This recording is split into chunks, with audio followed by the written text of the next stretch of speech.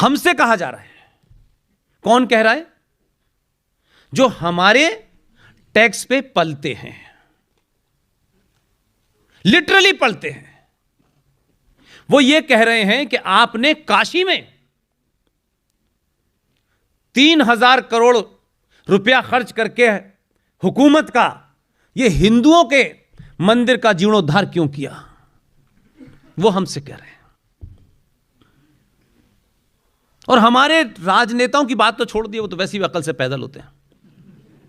हम जवाब नहीं देते समाज के तौर पे।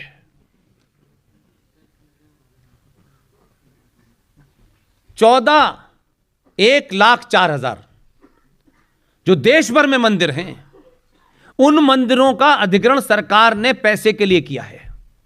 हम टैक्स भी देते हैं और 80% हम सरकार को चढ़ावा भी देते हैं। एक मंदिर है साउथ में, देवस्थानम, उस हुंडी का पूरे साल का पैसा 1,300 करोड़ का है जो सरकार लेती है। ये जो वैष्णो देवी है, इसमें 560 करोड़ रुपया सालाना चढ़ावा सरकार को जाता है। इसलिए जो लोग सेकुलरिज्म की बात करते हैं, देखिए सेकुलर सरकार को मंदिरों से दूर रहना चाहिए, तो सेकुलर सरकार को किसने कहा था कि हज के पास चले जाओ? क्यों सरकार के एक्सचेकर से हज को पैसा पिछले 70 सालों से दिया जा रहा था? और हम नहीं कह रहे कि सरकार अपना पैसा खर्च करे। हमारे एक मंदिर का पैसा भी साल भर की हुंडी का इतना है कि हमारे जितने बड़े मंदिर हैं उसमें सिर्फ 10 का उद्धार हो जाएगा। हम अपने पैसे से कर रहे हैं, सरकार के पैसे से नहीं कर रहे। यह गलतफहमी है। इसलिए आपको किसी बात की चिंता इसलिए नहीं करनी चाहिए कि आप किसी से पूछ के काम करेंगे। इसलिए शुरू में यहां शर्मा जी ने फिजिक्स का एक फॉर्मूला बताया था, न्यूटन्स का। Newton's third law of motion क्या है? हम साइंटिफिक लोग हैं, मैं इसकी बात कर रहा हूं। हम सनातनी लोग साइंटिस्ट, साइंटिफिक हैं, और सनातन का मतलब ही साइंस होता है, कुछ और होता ही नहीं है। Newton's third law of motion कहता है every action there must be an equal and opposite reaction. अगर साइंस से खिलवाड़ करेंगे तो आपकी दुर्गति होगी। गांधी जी ने इस पूरे फॉर्मूले को ही पलट दिया। उन्होंने कहा एक गाल पे कोई चांटा मारे तो तुम दूसरा आगे कर देना। साइंस के विपरीत गए वो। लेकिन आपने गांधी जी का बदला 2014 में दूसरे गांधी को बेच के ले लिया। यह भी उन्हीं की जमीन से आया है, मीठा खाना खाता है, एकदम शुद्ध साइंटिफिक आदमी है। इसने कहा every action there must be an equal reaction. इसने उतना नहीं किया। 19 वाला कहता है कि एक साथ दोनों गालों पे मारो, यही साइंस का फॉर्मूला है। अब साइंस से भारत चल रहा है। अब समस्या क्या है? अब जो लोग कह रहे हैं कि देखिए साहब हिंदू इंटॉलरेंट हो गया, हिंदू इंटॉलरेंट नहीं हुआ, क्योंकि तुम साइंस को मानते ही नहीं हो। क्योंकि तुम्हारी किताब में लिखा हुआ है कि जमीन चपटी है और ये पहाड़ जो है पेपर वेट है। अब इसका इलाज हमारे पास नहीं है। तो साइंस का सही एप्लीकेशन भारत में शुरू हुआ है, और अभी तो सिर्फ एक ही फॉर्मूला अप्लाई किया है उसने। इसलिए काशी के अंदर जो भी कुछ हुआ, उसमें बहुत सारे लोगों को मैंने सुना है कि बड़ा सारा ऑब्जेक्शन है, ऐसा नहीं करा, ऐसे विधान से कहा। ये विधान बताने वाले लोग 4,000-5,000 साल से कहां बैठे हुए थे। इसलिए हमको कोई भी राष्ट्र दुनिया में उसके साथ क्या हुआ है यह बड़ा खतरा नहीं होता। उससे राष्ट्र कमजोर नहीं होते कि हमारे साथ बुरा हुआ है। राष्ट्र इस बात से कमजोर होते हैं कि जब आप सत्ता चलाते हैं तो आप लोग उसी चीज को पढ़ाते हैं। वो ज्यादा बड़ी प्रॉब्लम होती है।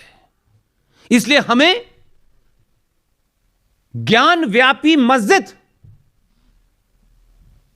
कितना आपको पैराडॉक्स नहीं लगता? ज्ञान और मस्जिद है, लेकिन ज्ञान व्यापी मस्जिद हमारे पुरखों के मंदिरों को तोड़ करके हमको ह्यूमिलेट करने के लिए आपने हमें पढ़ाया कि ज्ञान व्यापी मॉस्क जो है वो हिंदू मुस्लिम इन यूनिटी का स्तंभ है। यह हमको पढ़ाया गया। थोड़ा थोड़ा करेक्शन समाज करे तो भी ठीक हो जाएगा। यह सिलसिला गली गली मोहल्ले मोहल्ले है। इसलिए राजनीतिक बदलाव से आप खुश हो सकते हैं। मैं राजनीतिक बदलाव में इंटरेस्टेड ही नहीं हूं। होना चाहिए, लेकिन सब कुछ है मैं नहीं मानता। एक छोटा सा नुक्ता है, एक डॉट है, बस, इससे ज्यादा नहीं है। मैं मानता हूं कि आप मैं अपनी अपनी जगह पे खड़े होकर के अपनी भूमिका को निभाएं। मैंने सुना है कि कुछ लोग प्राइवेट नौकरी करते हैं, प्राइवेट विश्वविद्यालय में नौकरी करते हैं। वो ये जानते हैं कि ये सच है, लेकिन उनके इस सच का अनुसरण करने से मालिक निकाल देगा, इसलिए वो नौकरी नहीं छोड़ना चाहते। नौकरी बहुत छोटी सी चीज है। राष्ट्र के सामने नौकरी की कोई वैल्यू नहीं है, कोई वैल्यू नहीं है। इसलिए अपने अंदर यह भी देखें कि हमने सिर्फ यह सोच लिया है कि पूरे देश में सरकार की जो नौकरियां हैं मुश्किल से 4 करोड़ हैं। अब 4 करोड़ नौकरी देने के बाद सरकार कहां से नौकरी लाए आपके लिए? और 135 करोड़ लोग लीगल हैं, 5.5 करोड़ लोग इस देश में इलीगल हैं, लेकिन सबको नौकरी चाहिए। हमने पिछले 20-25 सालों में खामोशी से हीन भावना का शिकार हो गए, कास्ट की लाइन पे चले गए। ये काम बहुत खराब है, ये हम नहीं करेंगे, हम करेंगे, ये वो नहीं करेगा, वो करेगा। पूरी सब्जी मंडी हिंदुस्तान की आपके हाथ से चली गई, पूरी फल मंडी आपके हाथ से चली गई, पूरी नाई का प्रोफेशन आपके हाथ से चला गया। शहर में एक भी इलेक्ट्रीशियन नहीं मिलता, एक भी प्लम्बर नहीं मिलता, और जो लोग पंचर जोड़ रहे थे उन्होंने उस पर कब्जा कर लिया है। इसलिए वो नौकरी के लिए चिंतित नहीं है। उनको ये स्टेटस सिंबल नहीं है कि अगर हम सब्जी बेचेंगे तो हम पता नहीं क्या हो जाएंगे। आज भी इस देश की टोटल पॉपुलेशन ब्राह्मणों की जो है उसकी 1.2% पॉपुलेशन सीवर साफ करने का काम कर रही है। किसी ने पूछा? इसलिए कि हमने काम को जाति से जोड़ दिया। यह काम यही करेगा, हम नहीं करेंगे। और हमारी संस्कृति में हम ये मानते हैं कि हमारे यहां 2 ब्राह्मण पैदा हुए, जिसमें से एक ब्राह्मण भगवान हैं, भगवान परशुराम। एक ब्राह्मण है रावण। हमारे समाज में परशुराम का यह वाक्य है, जन्म जायते शूद्र, मनुष्य जन्म से शूद्र होता है, कर्म से ब्राह्मण ठाकुर वर्य बनता है। यह मैं नहीं कह रहा, यह परशुराम कह रहे हैं। मां के पेट से कोई ब्राह्मण ठाकुर नहीं पैदा होता। आज की इस आधुनिक युग के अंदर जो पढ़ गया, जिस पे ज्ञान हो गया, वो ब्राह्मण हो जाता है।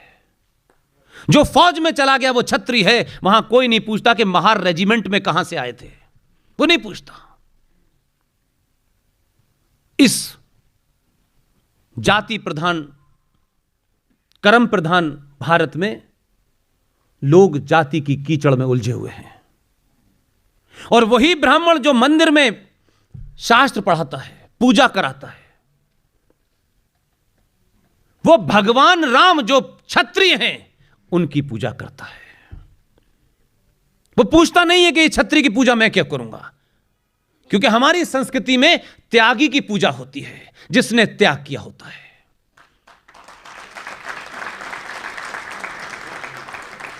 इसलिए भगवान राम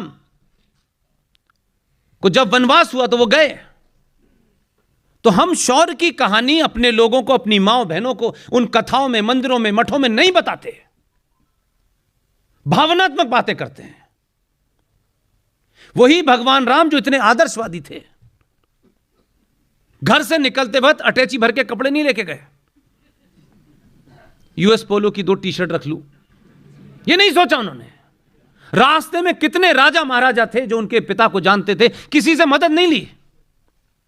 यह सिंबल है उन सनातनियों को जो सनातनी अपने ऊपर शर्म करते हैं।